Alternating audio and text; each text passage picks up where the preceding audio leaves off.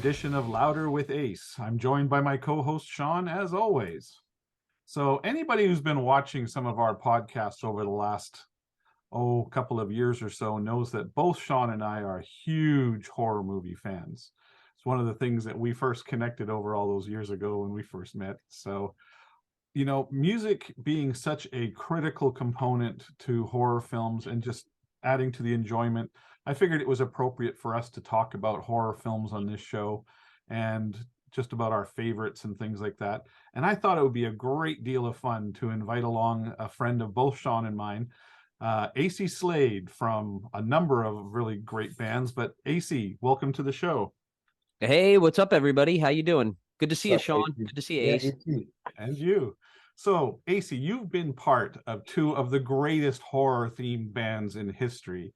You played shows with the likes of Alice Cooper rather recently, another great horror aficionado. I know that when I was spending Halloween with Sean, we were listening to a show that Alice had recorded where he was talking about his 10 favorite horror villains and things like that. But you're also a big horror movie fan, am I correct? Yes, that is correct. Has it been since you were young? Yeah. It's interesting because I think just like most people, it was I saw something at a young age that I wasn't supposed to see, and that made me want to see it more. Well, I tell you, I mean, for me, I'm right there with you. my first exposure to a graphic horror film, and it's going to be one of the ones I'm going to list as one of my favorites, was back in the early 80s, back when VCRs cost a small fortune to own. So not many people actually own them, but you could rent them. And one weekend, I finally talked my father into letting us rent a video recorder, and we went and rented a ton of tapes. And the very first film I watched was Sean Cunningham's classic, Friday the 13th. And that scene towards the beginning when the girl's being chased by the killer through the woods, gets trapped against that tree, and you just see the blur of the knife go across the screen, and suddenly her throat open up and blood. I just stood there with my eyes going, what did I just see? Totally. Yeah. I got pretty lucky. My first horror movie that I remember, it was Dario Argento's Suspiria. Oh, wow. I know, right? Like I was like a highbrow cork sniffing 8-year-old or something. But yeah, same thing, man. I remember there's the scene where she falls through the stained glass. Obviously, there's the eyeball getting sliced. But to me, the part that really nailed it home, where I was like, oh, I got to get more of this, was the scene where she's trying to escape and she jumps through the window, and you think that she's okay, but it's actually a room full of barbed wire, and the more she tries to get away from the barbed wire, the more trapped in the barbed wire she got. And I remember, like, I need to see more of this. Right.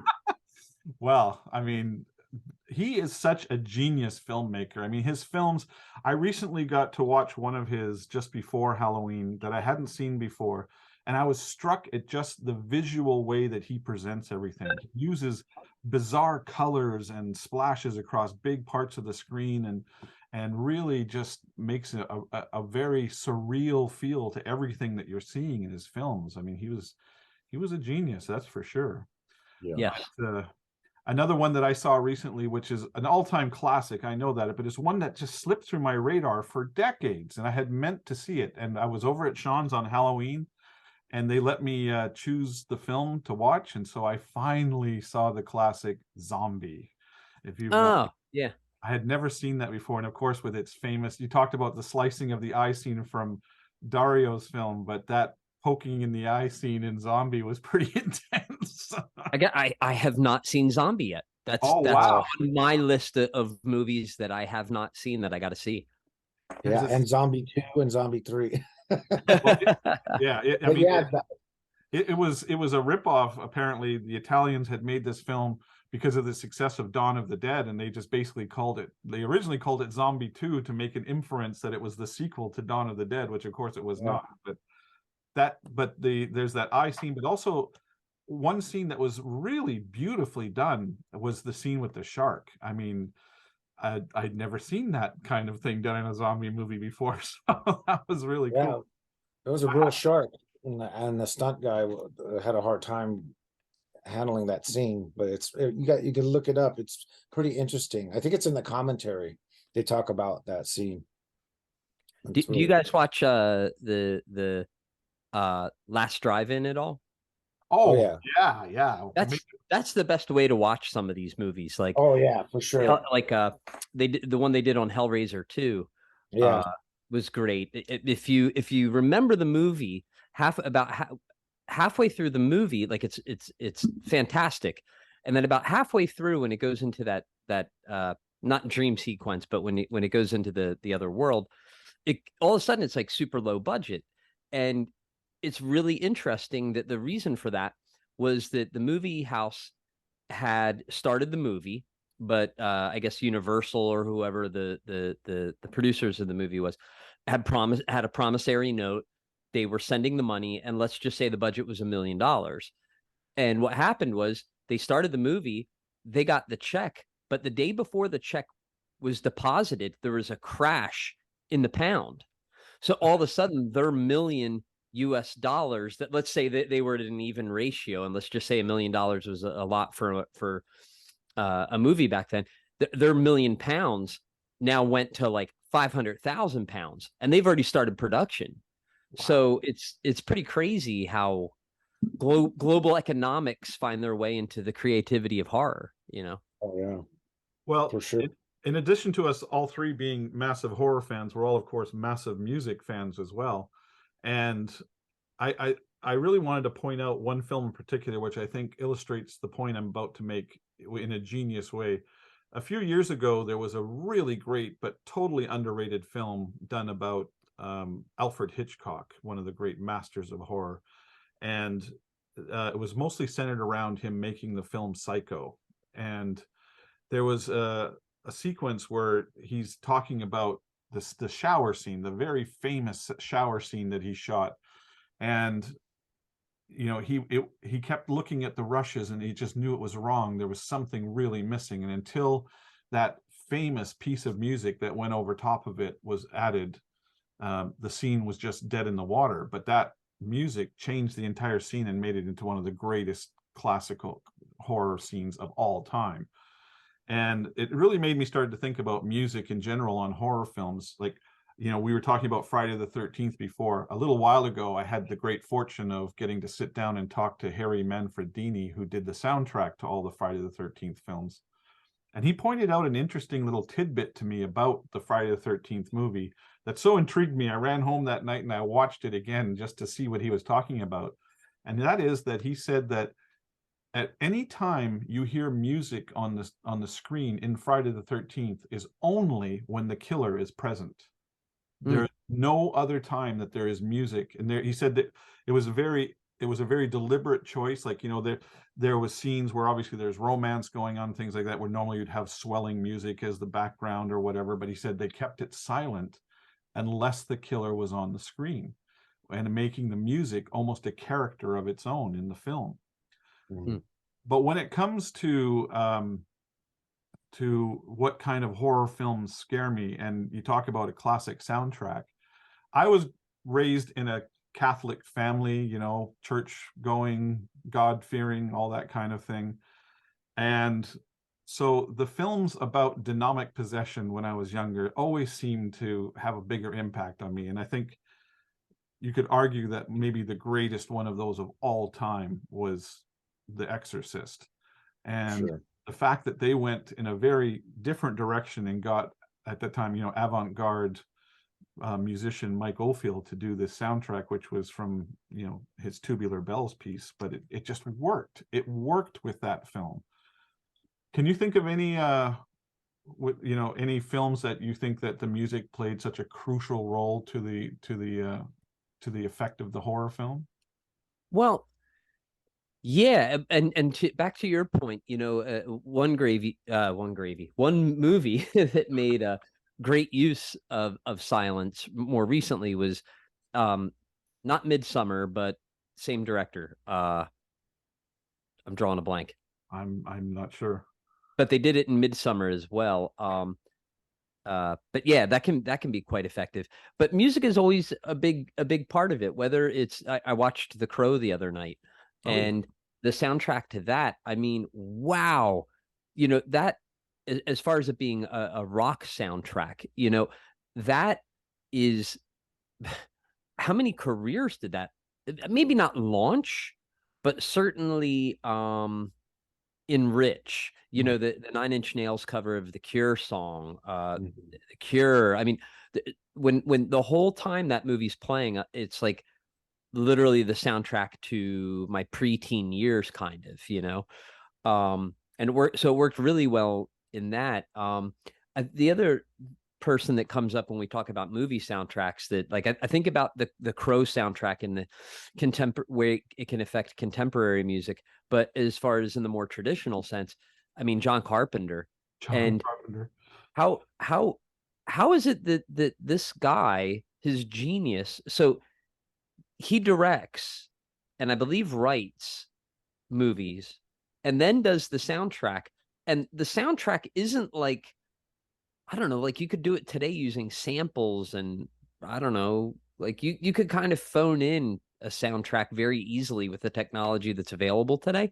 Right. No, like he is writing with orchestras. Like how are you blessed with such talents Right. visually and audio wise and yet still so kind of overlooked in my opinion?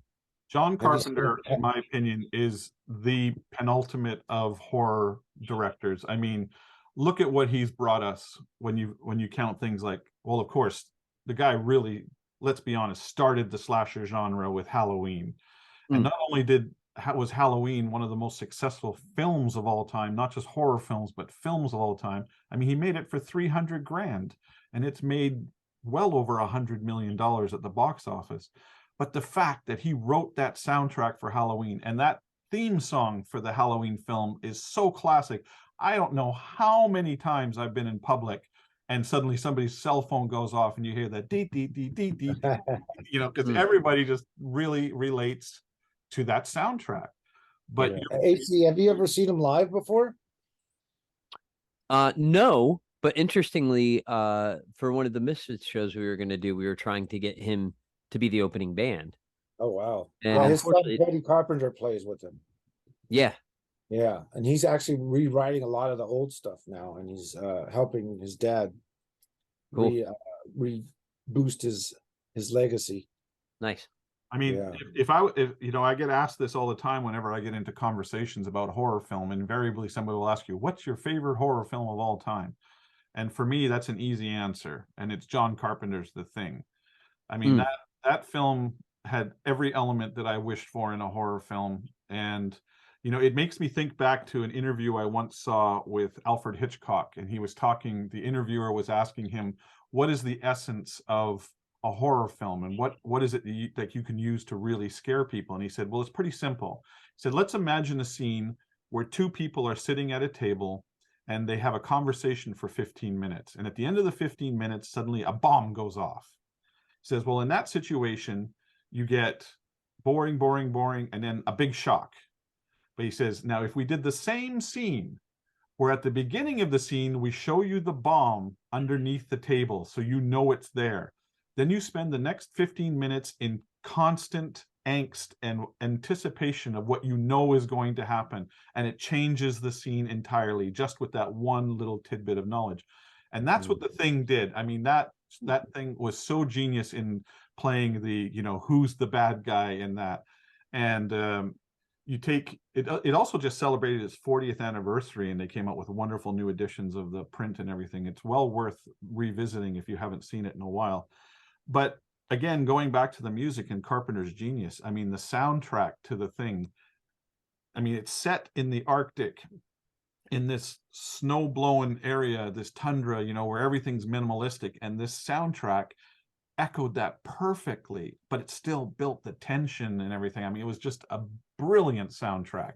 And he's continued that legacy. I mean, the soundtrack to They Live and the soundtrack to Prince of Darkness, are all just stellar works. And like Sean said, when you see him live and he plays these pieces live, and you really get a sense for what a genius, not only filmmaker this guy is, but Mm-hmm. composer and musician himself. It's just an unbelievable combination. And his talent was even lighting for the movies. Like we dismiss that a lot. Like the way movies are lit, and it's like having these atmospheres of color in the background. He's really good at that too. Mhm. And but yeah, it's. Did you know that John Carpenter wasn't going to direct the thing? It was supposed to be released in 1976, and Toby Hooper was supposed to direct it. Oh, Hmm. But really? they were very, Toby Hooper is right, Texas Chainsaw Massacre. Sure. Yeah, but they were very unhappy with his style of directing. But they really wanted John Carpenter, but he was in the middle of writing a movie called Diablo or something, and it came out in 1990, I believe. I haven't seen it yet, but yeah, and Carpenter almost quit that, and they were going to get John Landis to do it, and a bunch of other. They're like 12 different directors were going to do it, even like some comedic directors were going to film the thing. But thank God we got the version we did, because could you imagine if we had like John Landis do it or something? Who knows? It might have been totally different, but Yeah. it probably could have been different. But yeah, And another thing too, for like where this movie really was a game changer for me as a kid was incorporating sci-fi right. into, Yes. because as a kid, of course, I loved Star Wars, Battlestar Galactica, all that stuff. And then I saw Suspiria and a couple other horror movies. And then I saw this, and you're right. It was like that Arctic tundra reminded me of Empire Strikes Back, Of course. and uh, then it was like, wait, there could be aliens that want to Right. kill us. Like it's not just homicidal maniacs. Well, speaking of that, Aliens too. yeah, the movie came out the year before that too, Oh, okay. and that was I wasn't sure what the timeline was, but I I believe knew it was that the year was before that. okay. Yeah, because they were put under a lot of pressure to get this movie out at the right time, and that's why they didn't release it in 1976, because I guess they wanted their aliens cuddly and cute. Something like that. 76, 77, 78. What great years for movies. Oh, Yeah, just like music, right? Yeah. No. well, looking at those films again, I mean, taking a little bit of a leap forward as I began to explore horror films, and of course in the 80s especially, you had the advent of home video and that becoming the predominant entertainment medium as far as films went at the time. And there was a rash of films that came out during that time because horror films were inexpensive to make. And at that time, video stores were basically taking, if you put it in a video box and it will play in a VCR, they'll buy it because there was such a demand for material. And there was so many films that came out that time, some of them great, some of them not so great. I mean, there's ones that I think don't get anywhere near the recognition they deserve. Like, do you remember that film Maniac?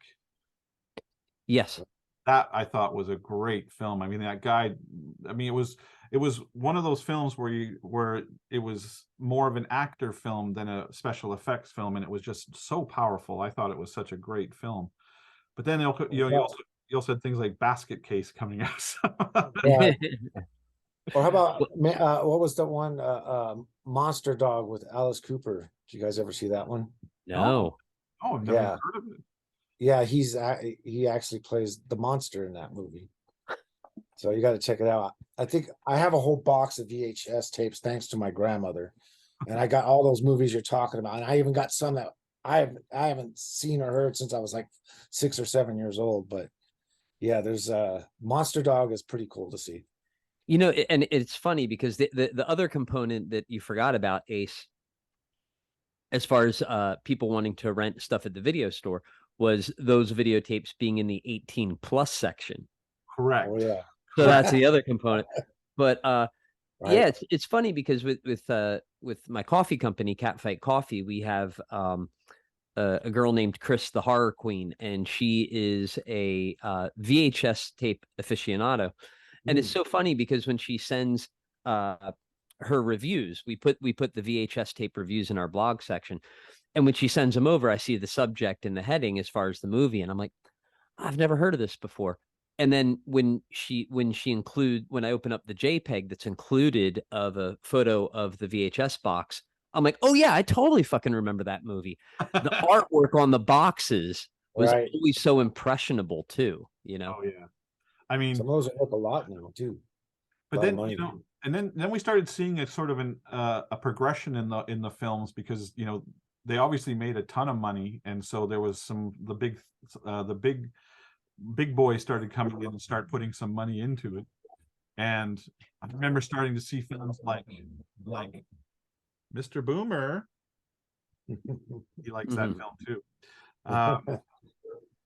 You started seeing things like the Nightmare on Elm Street films. I mean, that was this wonderful combination of humor and horror. I mean, because let's face it, Freddy could be a stand-up comedian if he wanted to be.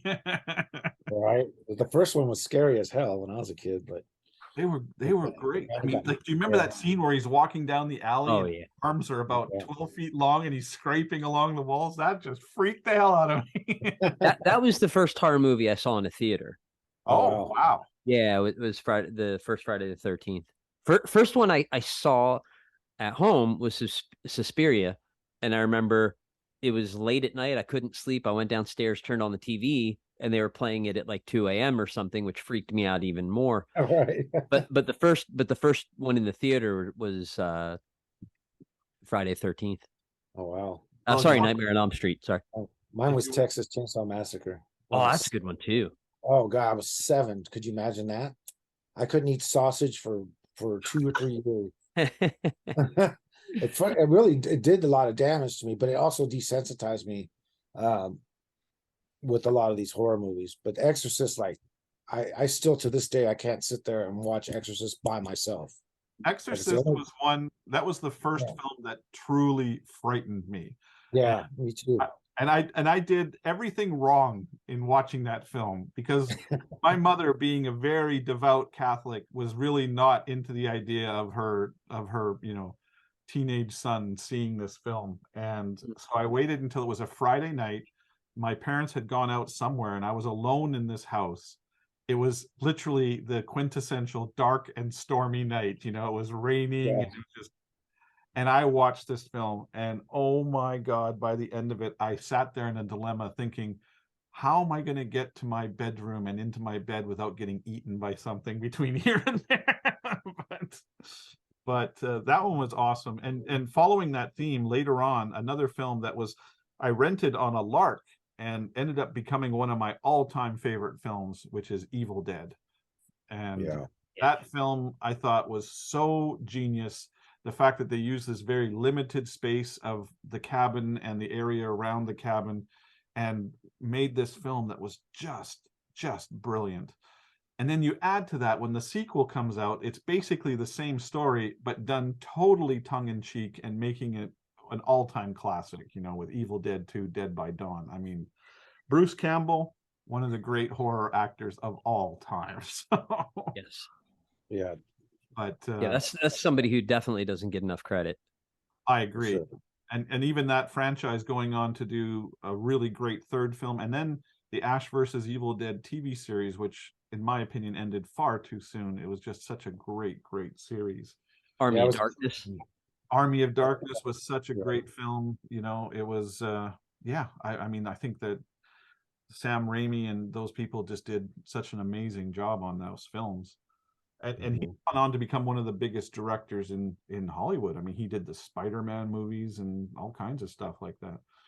There wasn't Sean and I got to attend a really cool event a few years ago where they had a live orchestra, and the guy who wrote the soundtrack was actually playing, directing the orchestra, and they played the film, and they had Bruce Campbell as the host and everything. And he told an interesting story. And there's a scene where one of the demons is attacking them, and it gets its hand damaged or partially cut off, and it's trying to tear it off, but he can't get it off, so the thing starts gnawing away at it and chewing its own hand away. And it's a really grim scene. But he told the story that when they were trying to get the money to make Evil Dead, they shot like a 10-minute little mini movie to show to investors to try and encourage them to play in this. And that scene was one of the scenes that was in there. And what had happened was the actor was supposed to tear his hand off in this whole thing, and it got stuck and he couldn't get it off. And so he just in instinct started gnawing on it. And Raimi just said, "That's genius. We're doing that in the real film." So it's funny. Raimi had a lot of influence on you don't think about this, but Three Stooges. So there's a lot of slapstick going on with that, the effects. Totally. And so if you really think about, like, all the violence that Three Stooges had with hitting, getting hit in the head with the hammer stuff, he brought a lot of that comedy into that without thinking it's comedy. Does that make sense? Yeah. Yeah. Then there was a time when the cinema verde style of film started coming into play, and it seems to have really divided the horror fans about whether it was good or not. And what I mean by, for those of you who aren't familiar with the term, it's like when you're seeing the entire events that are going on through the eye of a camera. And so probably one of the most successful films of this in recent times was the Blair Witch Project. And this whole idea of the found footage films, where you're seeing something that actually happened and you're seeing it unfold as it did to the people who are in there. How do you feel about that style of film? I mean, if it's done right, it's cool. Blair Witch was great. God, I'm sure that there's Paranormal Activity, the first one, I thought was quite good. Yeah.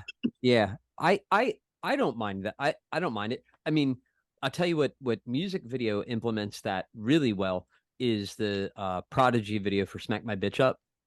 Do you remember that one? I do, yeah. Where you spend the whole video thinking that it's a guy, and then at the very end, when the camera pans to the mirror, it's a girl. Yep. I forgot about that video. Yeah. I did too. That's true though. I mean, it's absolutely great. Yeah. But I mean, you mentioned early on in this, Sean, that Texas Chainsaw desensitized you and all of that. And I think to a certain degree we do become desensitized to a lot of these films, and you're always chasing that high of, because it's such a thrill to get scared. And there aren't many films, honestly, that do that to me, but there've been a few along the way that I thought did it so well and really got me. Like, probably the last one I can think of was it was a fairly big budget one. It was starring Nicole Kidman. It was called The Others. Did you ever see that? Was that one? good. Yes. Yeah. Great film, great film. And it had such twists and turns to it, and I just thought it was just a brilliant piece of cinema. But that which one freaked me out, that was a newer one, kind of gave me the willies like The Exorcist, was that movie Heritage. Have you seen that one? I have not. Where the kid gets his head decapitated, and it's just that's the movie I was trying to remember. The same director as Midsummer. Okay. Oh, is it? I wasn't Yeah. sure that. There's a lot of dead space. Yes. Dead space musically, audio wise. Have you seen that movie at all? Acey, Heritage? I have not. Yeah, Acey, have you seen it? It's awesome. And apparently that the girl who gets her head knocked off, apparently she really has some sort of a not disease, what's the word I want to use? She has some sort of issue. So in the or like Tourette's or something like that. Yeah, she has some sort of ailment. Yeah. And so in the video you're like, oh yeah, something about her just looks off, and it's like, well, she has this condition or whatever. But yeah, you got to see that, Ace. That's a real disturbing one. Yeah. Good. I think I will check it out. I mean, if you want to talk about disturbing films, some of the ones that I think about that I've seen over the years, I remember the Hostel films from Eli Yeah. Roth. Those ones were hard to take because they were so disturbing. And there's supposedly some other one. There's one that's out now that I haven't seen, the first or this new sequel that's out, that there's reports of people like projectile vomiting in the theater and things like that, which is the Terrifier films. Have you seen any of those? No, they kind of came out of nowhere, right? Yeah. I hadn't even heard for a while. The first one's been out for a while, but it never hit my radar ever until I started hearing about the second one. Well, it's kind of cheesy, low budget, Yeah. It's fun to watch. I haven't got to see it either. You know which one I found really disturbing was Seven, and that's still one of my favorites. And I mean, part of it is like the reveal of the gore. Do you know what I mean? Like whereas most horror movies, it's like, there's a, like you were talking about, like with Friday the 13th, when the machete goes across the neck and the blood goes out. With 7, it was a slow reveal, like whether it was the guy that whether it was Gluttony, the guy that was Yeah. chained and ate all his food, or eat the pound of flesh, and then like by the time, like, you're just getting a beating with that, and then by the time they get to lust, and that guy is freaking out, he's like, I fucked her, I fucked her, I fucked her with a knife, and like as a kid, like, you would normally laugh at something like that. I wasn't. My jaw was on the floor. I was like, Right. The and one out of especially, that, I guess, probably because like a teenager, because I probably wasn't having very much sex at that time. So the idea of a knife being used in the act, Oh, was no. probably particularly disturbing.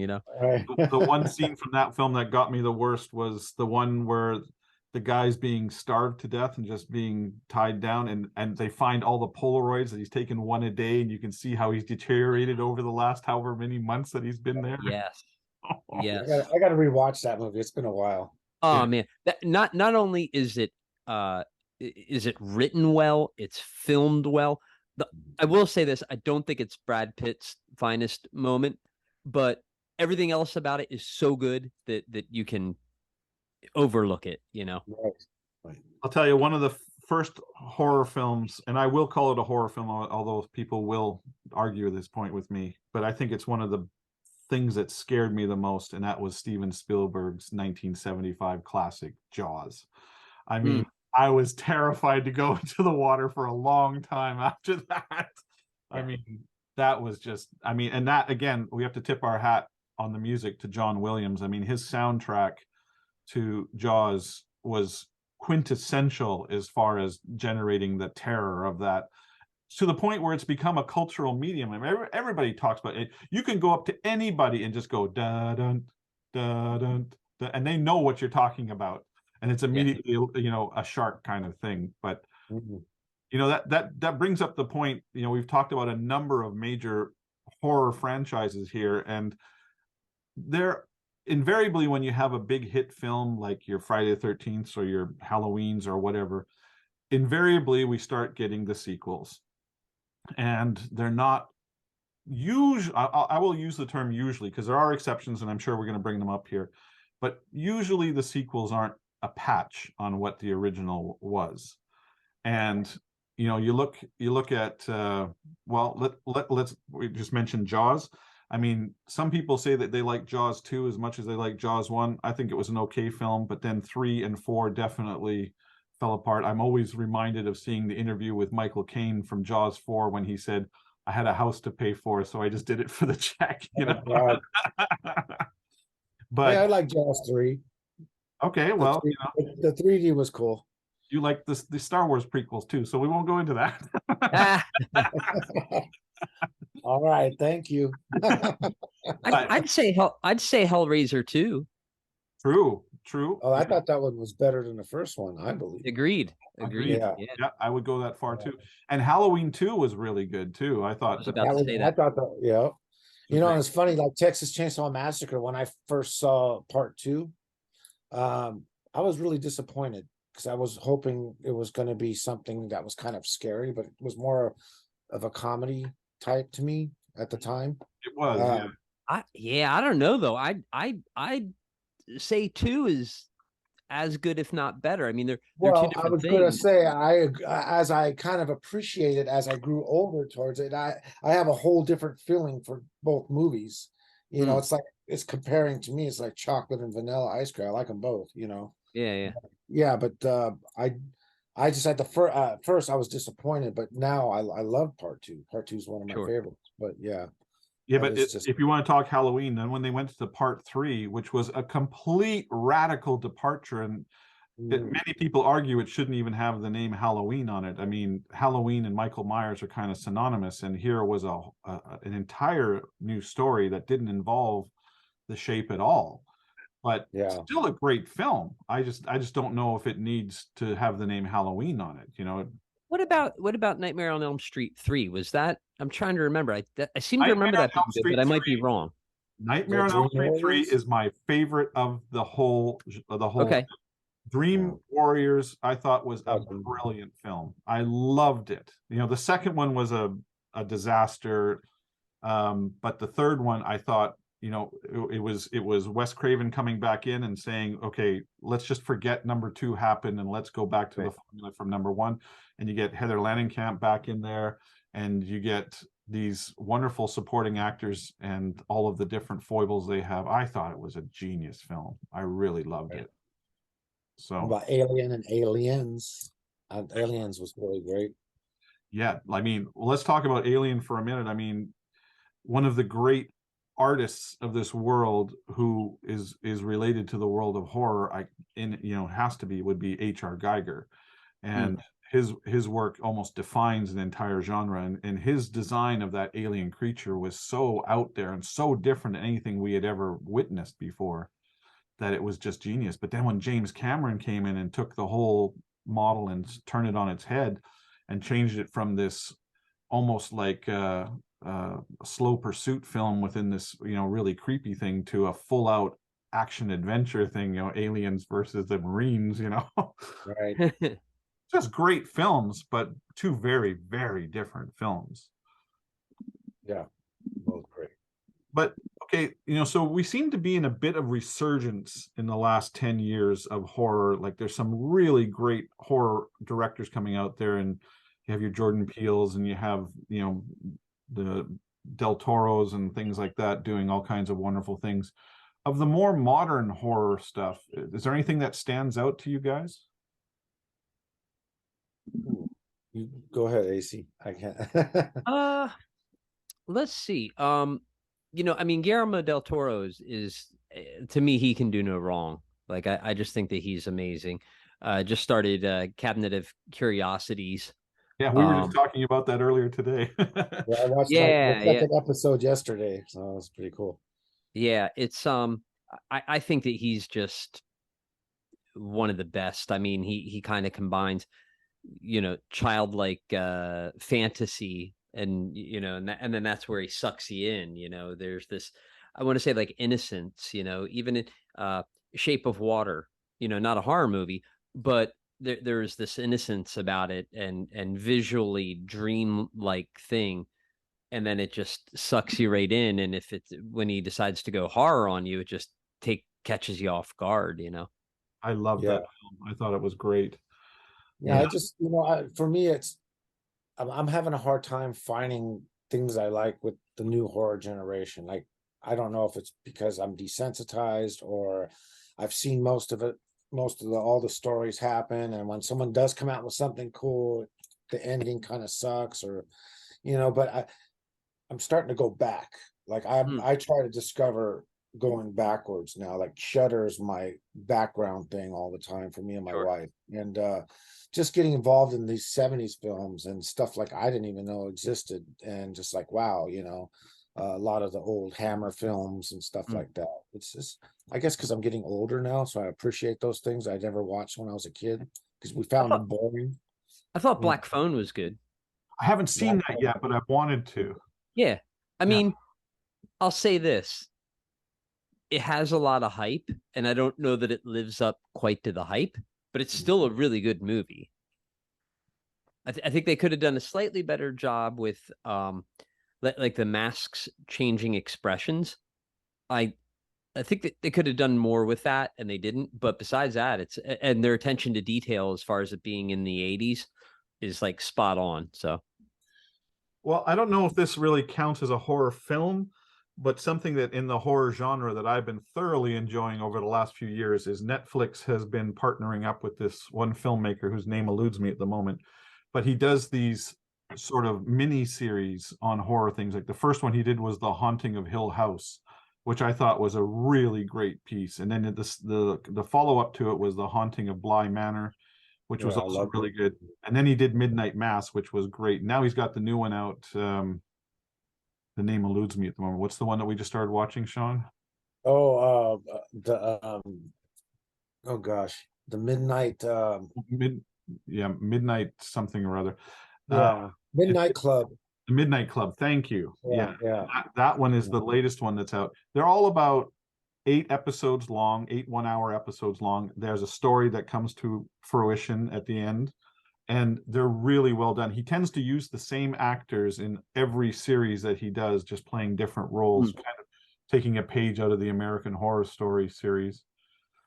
And that branches into American Horror Story. I mean, this is another one that Sean and I have talked about many times. I thought the first 2 seasons of American Horror Story were genius, but they lost me after that. And I would consider myself to be their target audience, and I haven't really watched anything since season 2. But are either of you familiar with that series, and what do you think of it? Yeah, I was the second series the one where it's the carnival? No, that was the third. Third or fourth. I thought that I like that one a lot, actually. Yeah, I like that one too. The I second like one, the New Orleans. well, the first one was in that house, right? Mostly in that house, and then the second one was in that hospital. Asylum. Yeah, that one was the best, I thought. Yeah, and then the third one was the New Orleans. I don't know. Some of those are hit or miss. Like I watched I don't remember what season it was, and I fell out of the third or fourth episode, and then I didn't watch the next season, but then I watched the next season after that, and it was great. And which was the one where they were underground, there was a fallout going on, and there was a bunch of students. It was pretty cool. Yeah. You know what series was pretty good was it called They, I think? Oh, the one family in the 50s in the yeah. Black. Oh yeah. I love that. I love You know what I really liked about that was I feel like the social component to it really lowered your guard, so that when the horror component came in, you didn't see it coming. Do you know what I mean? Or I 100% agree. Yeah, that was really, really, really original, I thought. Yeah. Have either of you indulged in this new series they've made based on the Hellraiser movies? No, not yet.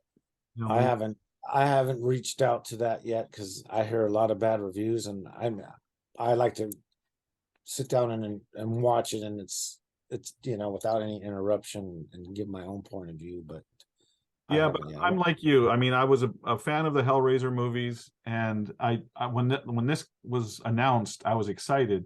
But like you, I've been hearing a lot of negatives about it. So even though I will watch it, it's kind of been shoved to the lower on the list. So, yeah. But no, and what do there's been some redos on some of the important franchises as well. Like I wanted to get your guys' take on the remakes that Rob Zombie did on the Halloween movies. I mean, here we have Rob, who is a heralded horror director. I mean, House of a Thousand Corpses and The Devil's Rejects and all these, some of the most brutal horror films that are out there, but really good. And then he takes on a franchise like Halloween. What did you think of the Halloween movies he did? I mean, I think that he took that on as a fan, and then realized that you're kind of painted in a corner. Either you have to continue what people love and really stick, color within the lines of what they want, or you have to reinvent it, which is really risky. But if you go that route, you could kind of be a savior to a franchise in a way. And I feel like he kind of tried to do a little bit of both, and I don't know that you can do both. I think you sort of need to either stay the course of what people want, or to make a total left turn and hope that people will accept it. But I don't think that you can do both. That's just my opinion. Yeah, I like part one. Part two, I don't know. I like the effects and the cinematography and the stage. I look at stage setting and stuff like that when I watch horror movies, but the story can whatever. I think the first of the 2 films, the first half of it, like when you're learning the story of Jason when he was a child, or Michael when he was a child, I'm sorry, until they do that transition where he's done the first murders and you find out it's a little boy and he's in a mask and all that stuff. And then it transitions to him as an adult in the institution. I think from that point forward, it loses its mojo. But up until then, I thought it was a genius piece of cinema. And then the second one, it just seemed like a rudderless boat. It just seemed so generic and so ordinary and unworthy of the Right. people involved.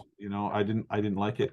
But then, of course, now Blumhouse has taken over and done a trilogy of Halloween movies, which I haven't seen the latest one yet, Halloween's End, but I saw the first two and I thought they were both really good.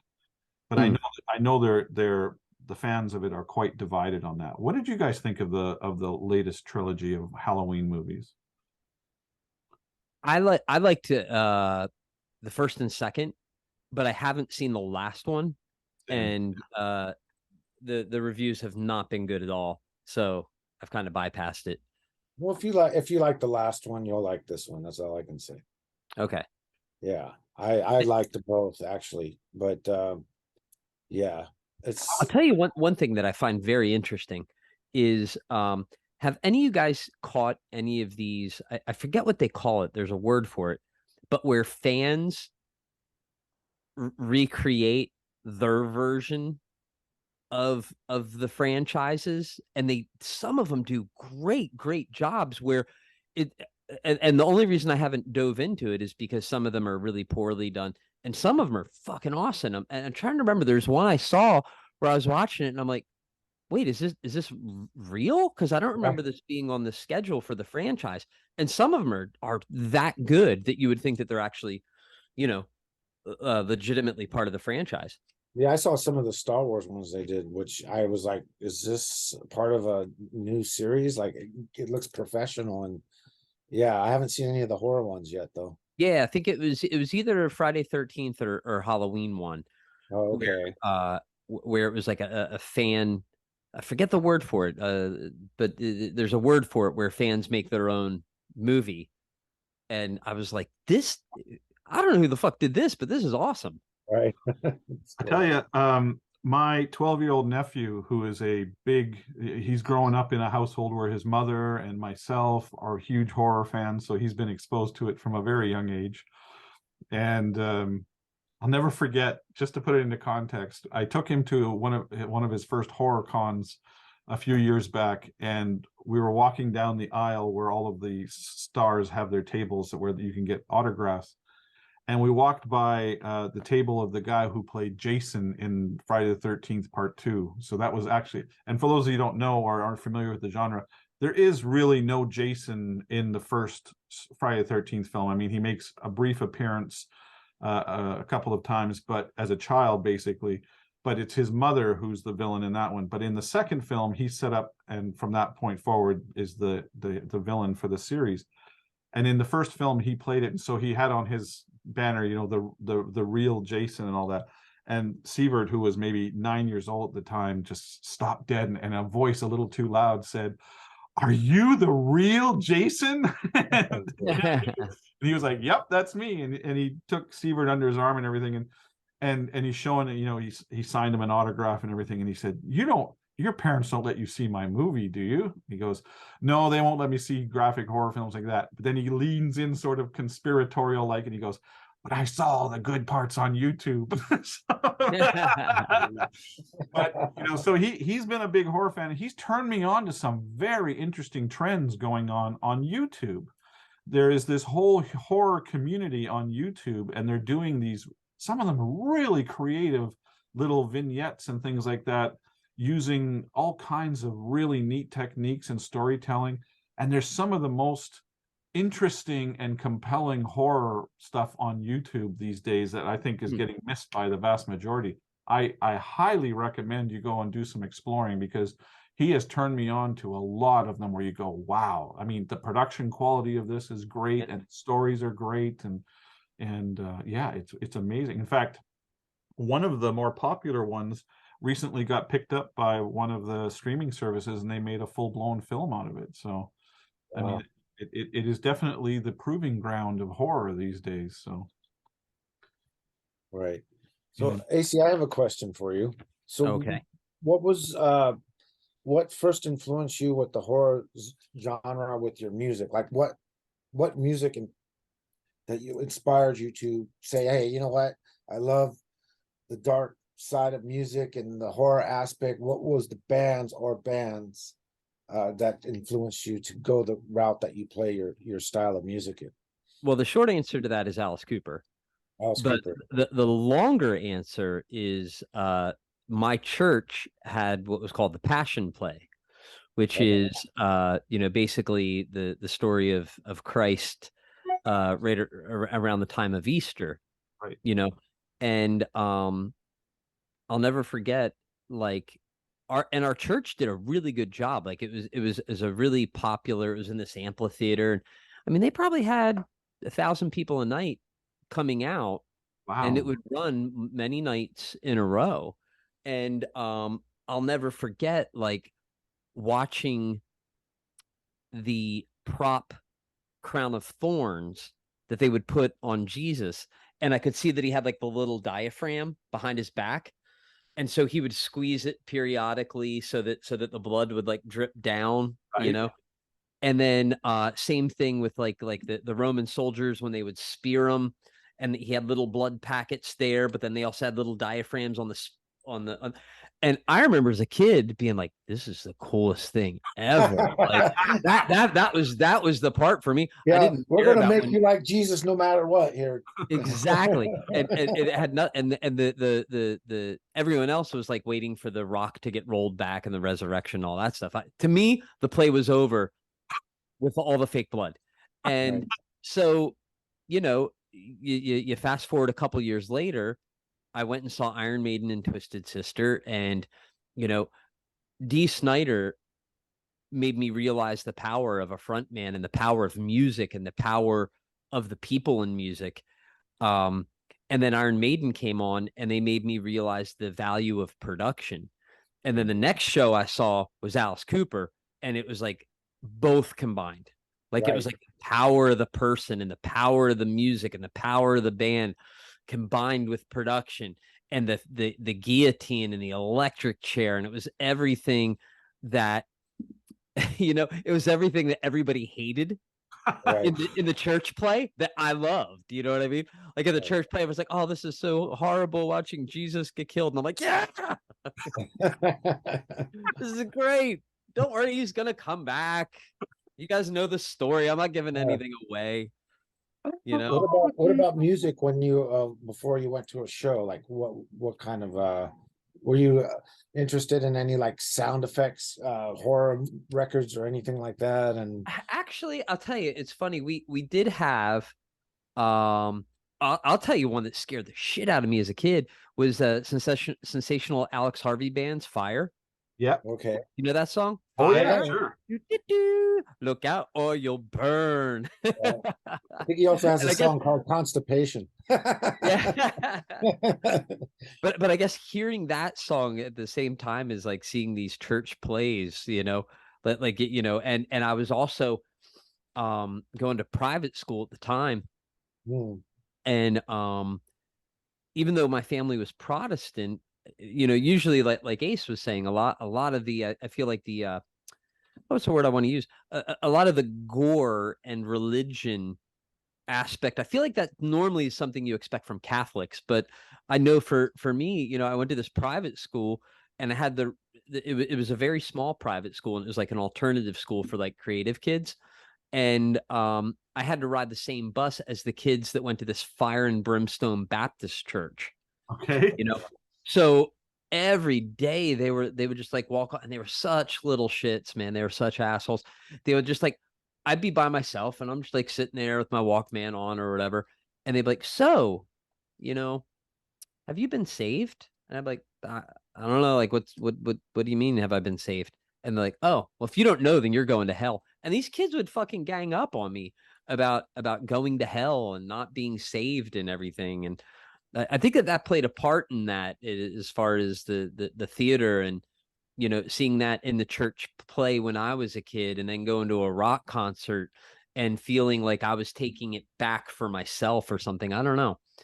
Yeah, But musically, sensational Alex Harvey band. I remember that. We were playing it on this record player that was called, it said Disco 80 on it, and it had like these LED screens that would just flash on it, and we would just turn off all the lights, listen to that song, and the disco lights would go off and it'd scare the shit out of us. It was great. Nice. You know, for me, one of the most biggest moments or epiphanies that I had was uh, part of my personality is when I get into something, I usually go into it in a pretty big way. And when my mother started getting my brother and I to go to church, I very quickly became an altar boy and all those sorts of things. But I also had to be the best altar boy. So invariably, I got tapped to do some of the extracurricular events like the funerals and the weddings and things like that, where it was great because you got to get out of school to do those a lot of time. And there was usually food there and they paid you money and all this kind of stuff.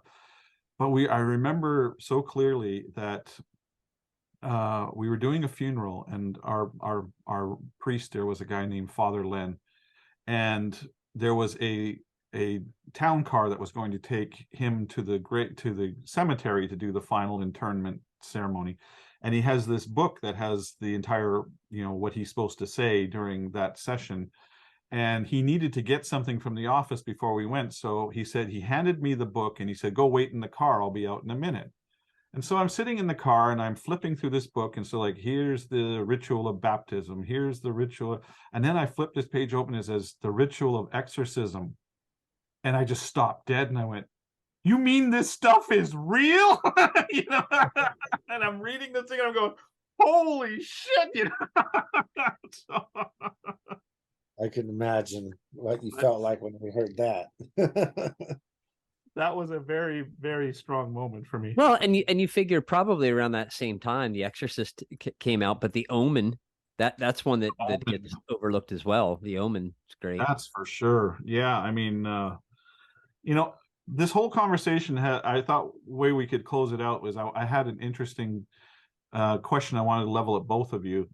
When I encounter people like the two of you, there's an unspoken brotherhood about why we like horror films and why they're so important to us.